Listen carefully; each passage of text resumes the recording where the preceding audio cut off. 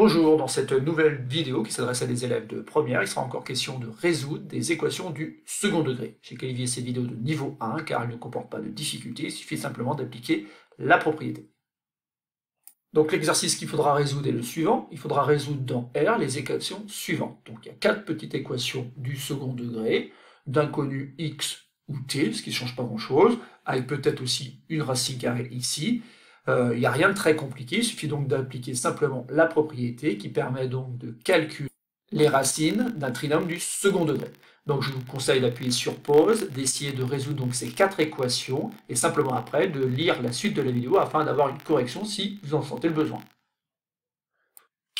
Donc petit a, on reconnaît bien un trinôme du second degré pour lequel a, dans l'expression ax au carré plus bx plus c, je rappelle que c'est important de reconnaître donc les coefficients, donc ici a vaut 1, b vaut moins 5, et enfin c est égal à 2.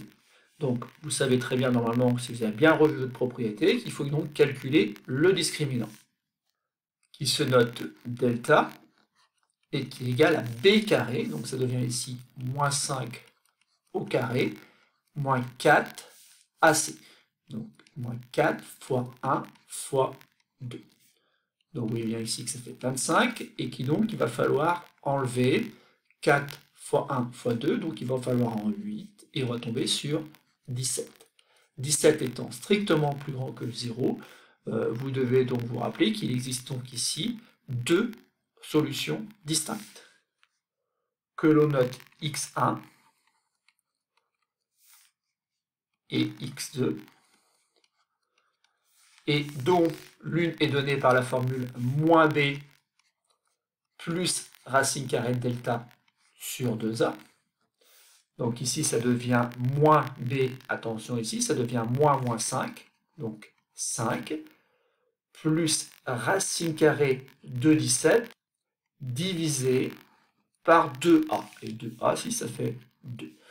Voilà, donc on a une première solution qui finalement ne peut pas s'écrire beaucoup mieux que comme ça. Donc c'est-à-dire qu'en fait, elle va s'exprimer avec racine carrée de 17. Et la deuxième solution, on l'obtient de manière un peu symétrique, dans le sens où en fait, vous devez aussi connaître la formule. C'est moins b sur moins b moins delta divisé par 2a.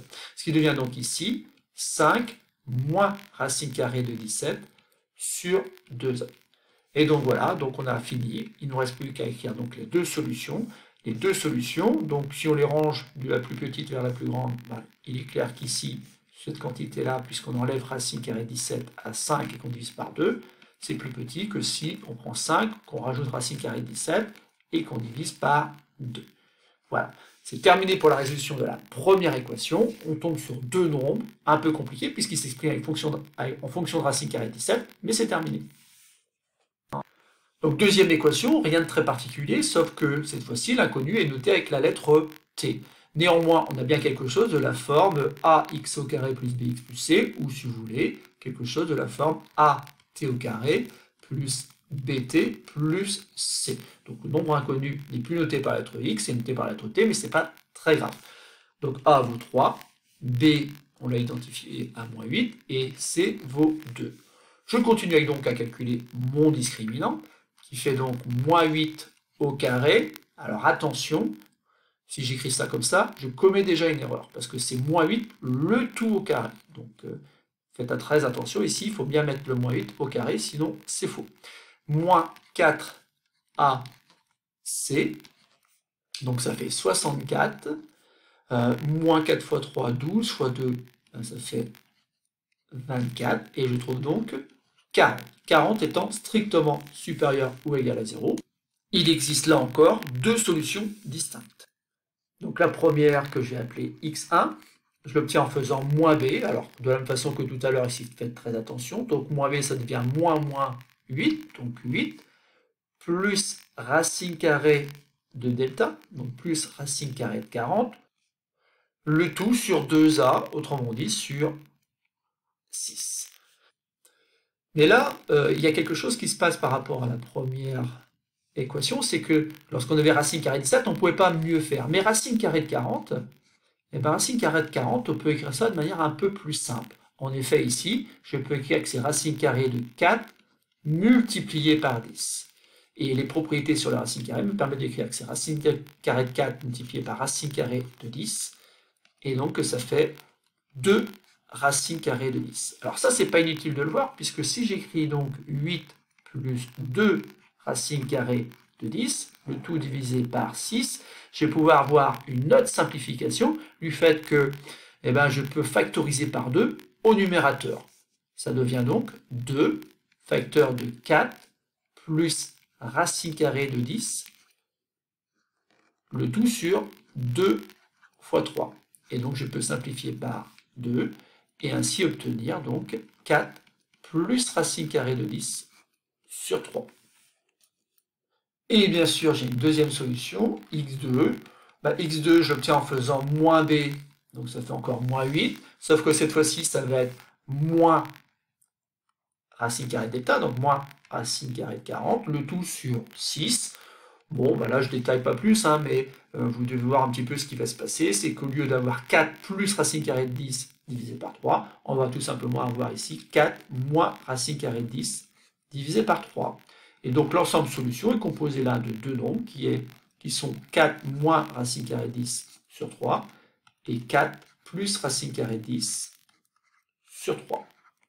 Voilà, c'est tout pour la résolution de cette deuxième équation. Là aussi, on a des solutions qui sont écrites en fonction d'une racine carrée. Il faut savoir que ça peut arriver et que même ça arrive assez souvent.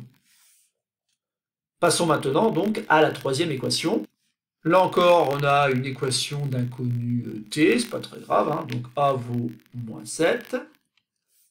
Ici, b, ça vaut 1, et c, ça vaut moins 1. Donc je continue à calculer mon discriminant.